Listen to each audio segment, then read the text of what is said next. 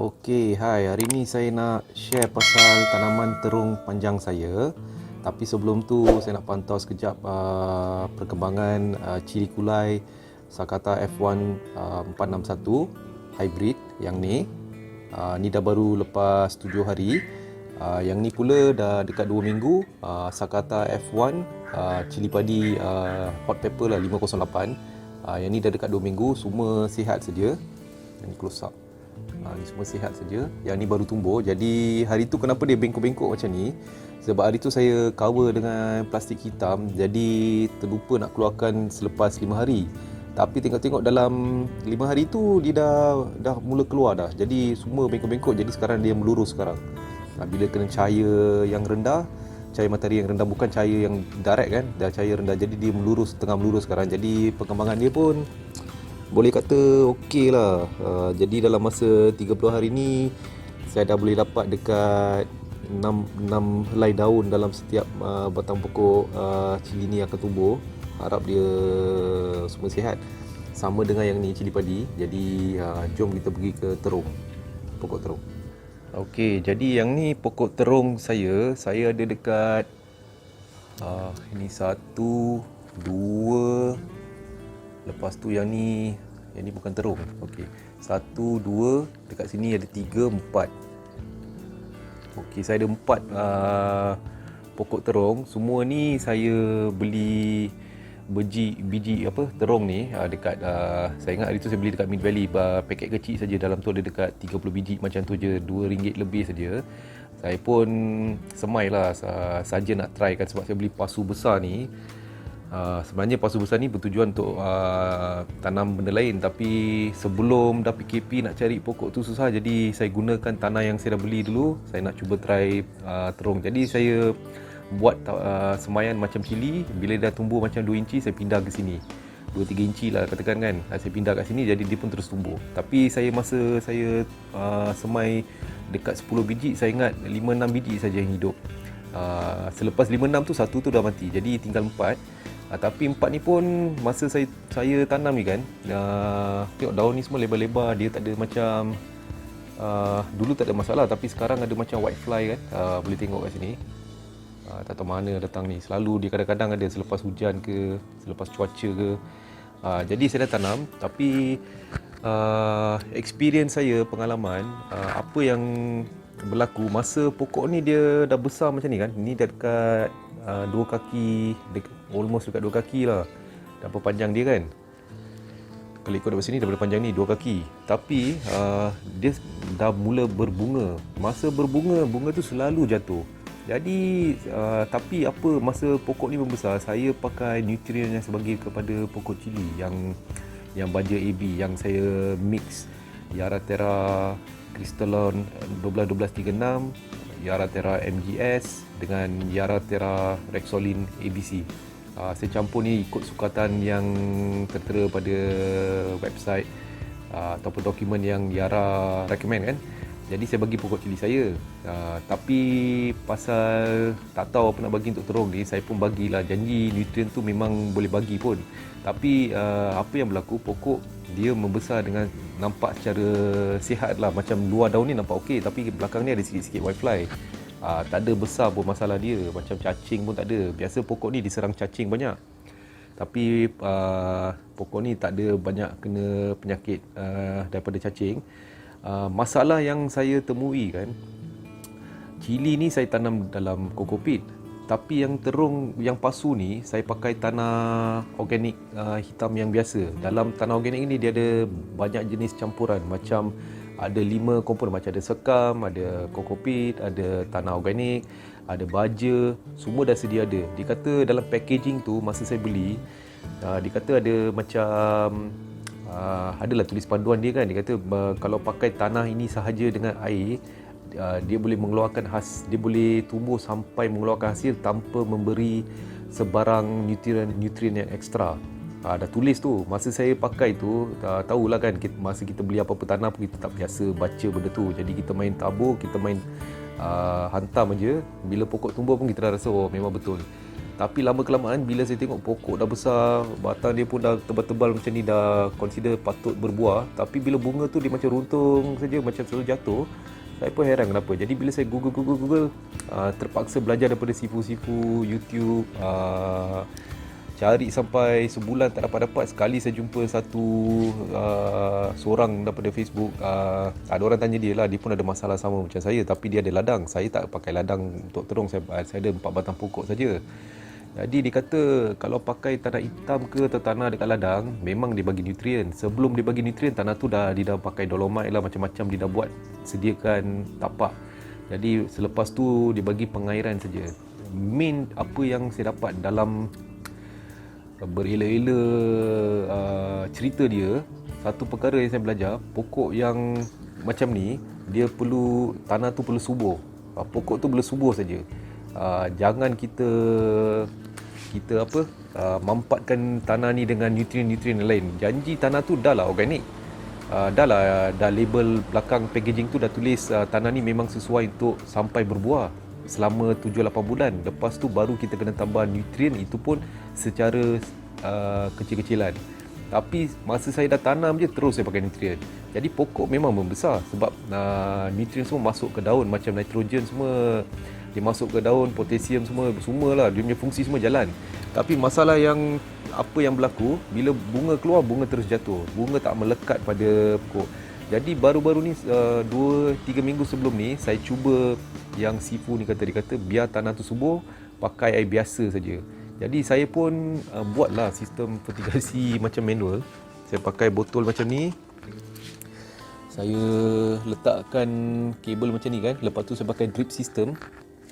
Drip system macam ni lah saya pakai. Jadi saya pakai drip system ni, saya pakai air biasa saja.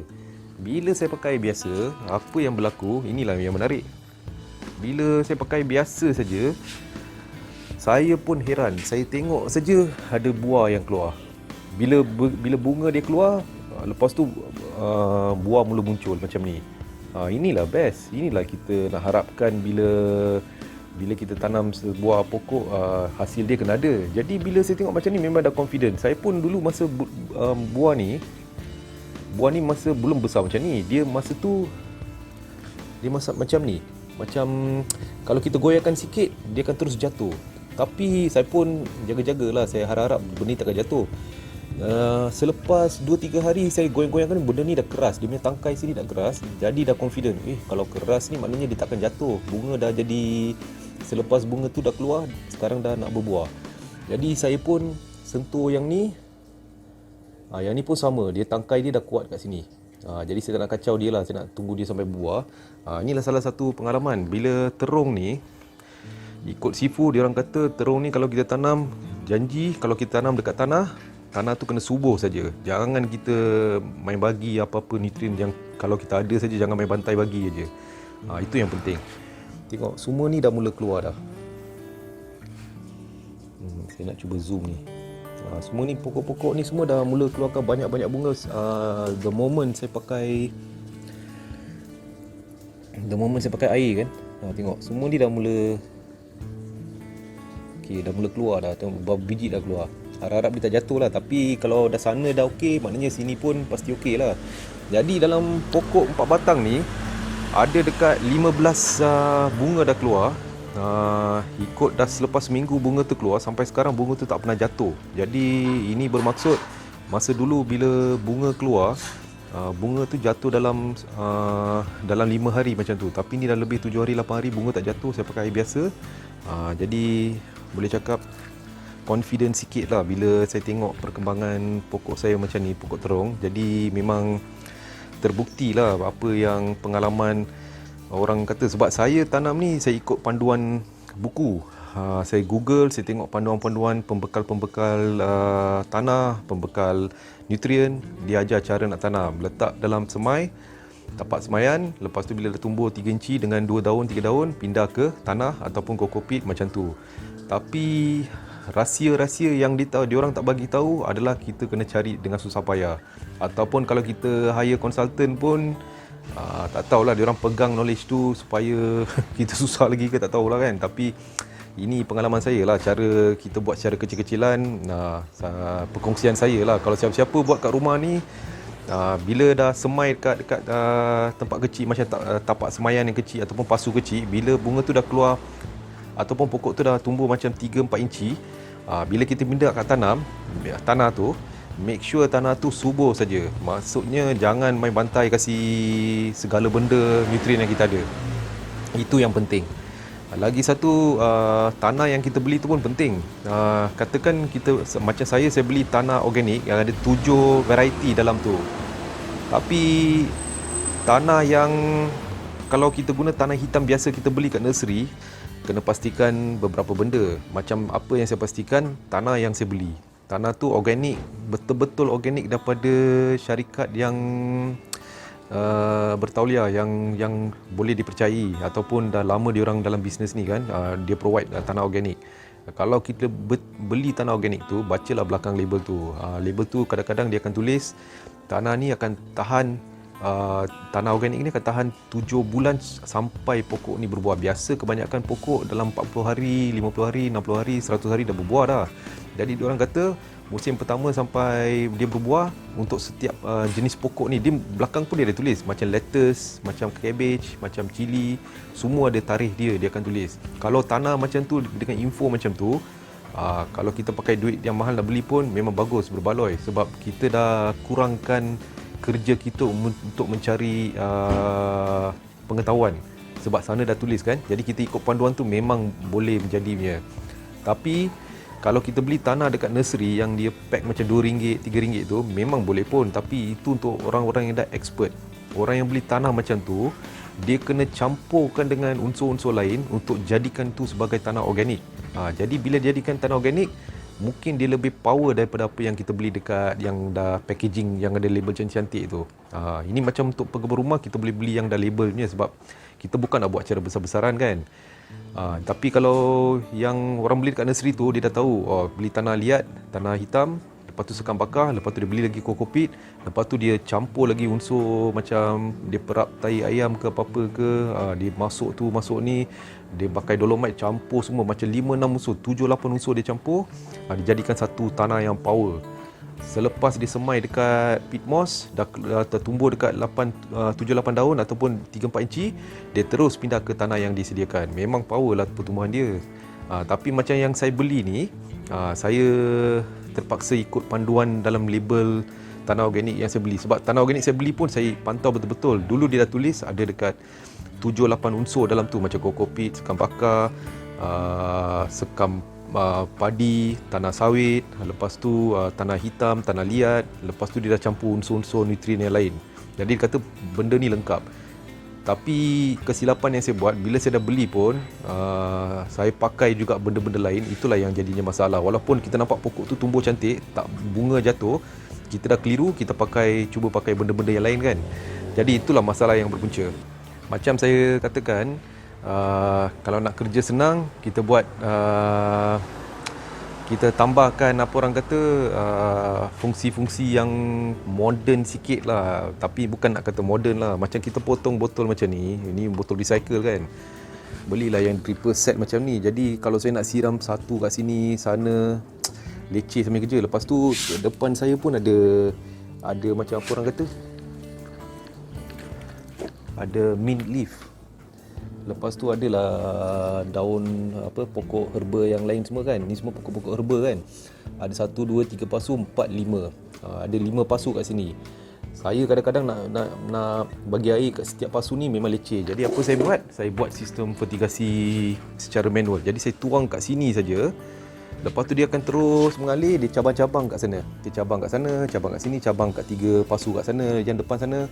Jadi kerja saya mudah. Pagi sekali saya buat, malam sekali saya buat. 2 kali sehari ke sekali sehari, tengok kelembapan tanah lah. Jadi tanah ni dia kalau okey, saya biar saja macam tu saja. Kalau dia macam nak mula mengering, saya biarkan.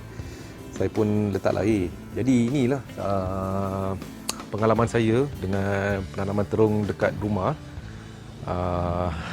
Jadi harap pengetahuan ni bantu semua orang lah kalau nak cuba tanam kan sampai dia berbuah. Ini sekarang dah berbuah, jadi maknanya okey lah. Okey, harap pengalaman saya yang saya share ni pasal tanaman pokok terung ni bermanfaat kepada semua orang. Saya akan continue sambung share sampai pokok ni berbuah. Tak kira kalau dia sukses tak sukses, saya pasti akan share juga. Jadi semua orang akan tahu cara yang saya tanam ni memang tak ada masalah, berkesan. Itu saja. Alright, thank you. Bye.